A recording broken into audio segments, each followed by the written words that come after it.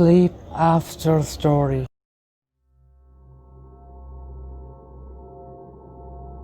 About 3 summers ago, my husband and I got an invite from his Aunt Vicky to spend a week at her house in Florida.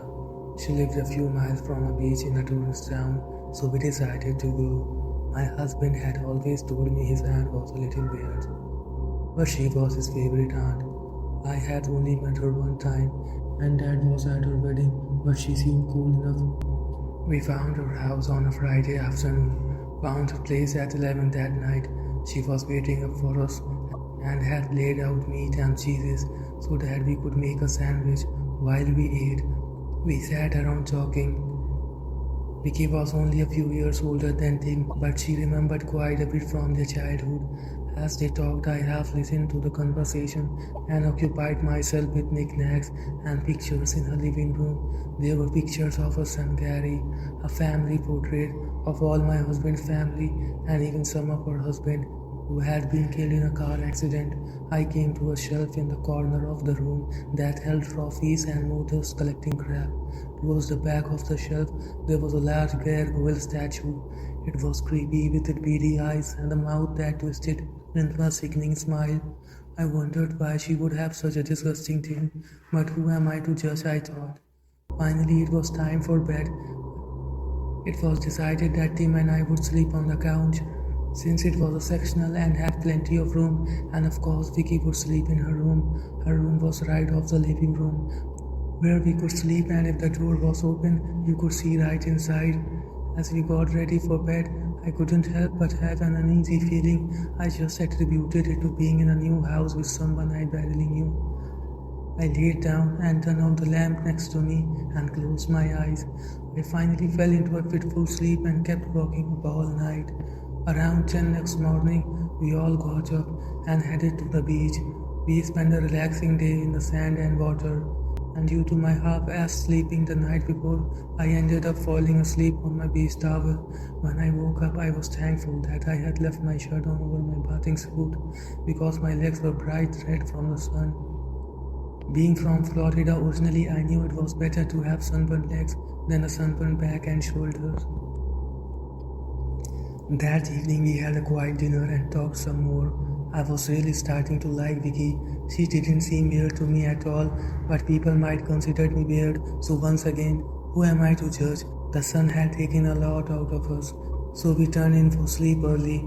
Tim and I on the couch and Vicky in her room. Tim and I talked about the day for a few more minutes, and then, when we couldn't hold our eyes open anymore, we fell asleep. We had fallen asleep with the TV on, so when I woke up a few hours later in complete darkness, I freaked out a little and tried to get my bearings. I remembered where I was and reached over the couch for Tim and put my hand on his shoulders. It was comforting knowing he was there. My eyes scanned the room and I noticed the green light coming from the shelf in the corner with the gargoyle. What the hell is that? I wondered. I watched it for a few more seconds and decided that it must be some battery power thing, and started to roll over on my side facing the back of the couch. I sat up to fix my pillow and could see into the kitchen from where I was. The light above the stove was on and the refrigerator door was standing open. Strange, but this was an older house with old appliances, so maybe it just doesn't stick like it should. I got up and closed the door to the refrigerator and laid back down. I was getting comfortable again when I noticed someone standing behind a section of the couch my husband was sleeping on. I stayed for a moment and realized that it was Vicky. What was she doing, watching him sleep? I quickly woke him and pointed to his aunt. He told me that she sometimes does this, and do not worry about it. He got up and led her back to her bedroom. He came back a minute later and laid back down. What the hell was that about? I asked in a loud whisper. She just does that sometimes. It's nothing to worry about, he assured me. Does she sleepwalk? No, it isn't sleepwalking. It's just fine. Just go back to sleep. I was sufficiently freaked out and knew I was going to have a hard time sleeping. I noticed the green lights were gone now and decided it must be on some kind of timer or something. I was just faking myself into going back to sleep when I saw her again. This time she was standing at her bedroom door, facing the living room and looking right at the couch where we slept. I stopped breathing and was as still as possible. She walked slowly out of the room and made her way to the shelf where the gargoyle was. She picked it up and started petting it. Yes, petting it like it was a kitten. She talked softly to it. I couldn't make out what she was saying. I wanted to wake Tim up again, but I was afraid to move. I watched her put the gargoyle back on the shelf and once again look in a direction. She started to walk towards the couch and changed her mind. She switched direction and made her way to the kitchen. I couldn't see over the back of the couch, so I wasn't exactly sure where she was at the point, and I didn't know if she could see me.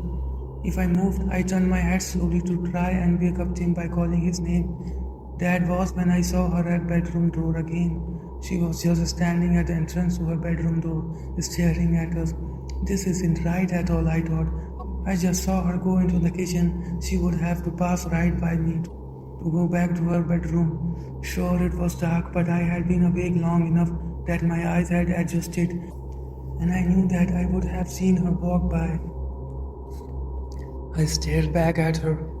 Her head fell down so that she was looking at her feet, and I could hear her chanting to herself. This was getting too weird for me. I was still afraid to move, but somehow I forced myself to shake Tim awake. Is this just something she does? I whispered sarcastically. He watched her for a few minutes and sat up. He reached over and turned the lamp on and called her name. She didn't move. Her head was still down, and her long dark hair had fallen over her face.